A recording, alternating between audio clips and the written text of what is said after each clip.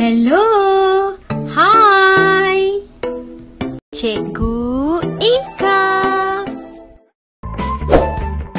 Jangan lupa tekan subscribe. Berita Akademi YouTuber di surat khabar. Akademi YouTuber terus mengorak langkah. Dan kini berita Akademi YouTuber muncul di kaca TV anda.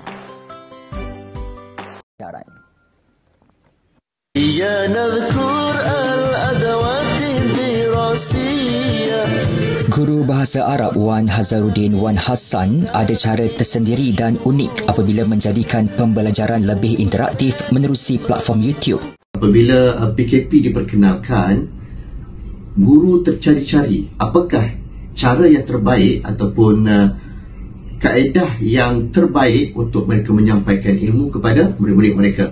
Pada bulan Julai 2020, Akademi YouTuber diperkenalkan dan ia merupakan satu inisiatif yang telah disediakan oleh eDidik dan juga Kelab Guru Malaysia, yang mana ianya diketuai oleh Cikgu Sufi Yusof dan juga Setiausaha Agung eDidik iaitu Cikgu Muhammad bin Soleh.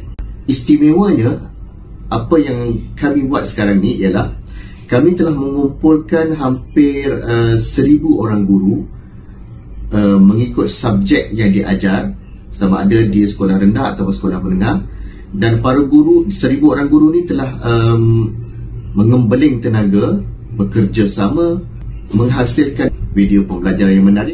Dan Alhamdulillah ianya mendapat sambutan yang sangat menggalakkan. Bahkan jumlah tontonan di saluran YouTube kami pun semakin meningkat daripada hari ke hari. Ianya ialah berkat sokongan daripada semua guru-guru di Malaysia, murid-murid dan juga ibu bapa.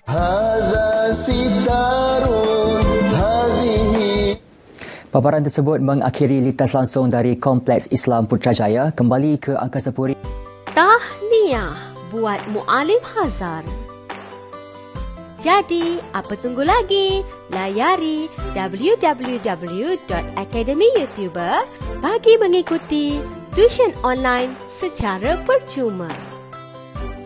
Prasekolah, sekolah rendah, sekolah menengah, semua ada di Akademi YouTuber. Rujuk jadual di laman sesawang www.academyyoutuber.com. Semoga masa terluang anak-anak anda diisi dengan sebaiknya.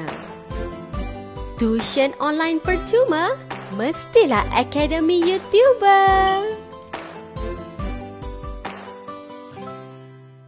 Tata, Titi, Tutu. Bye-bye.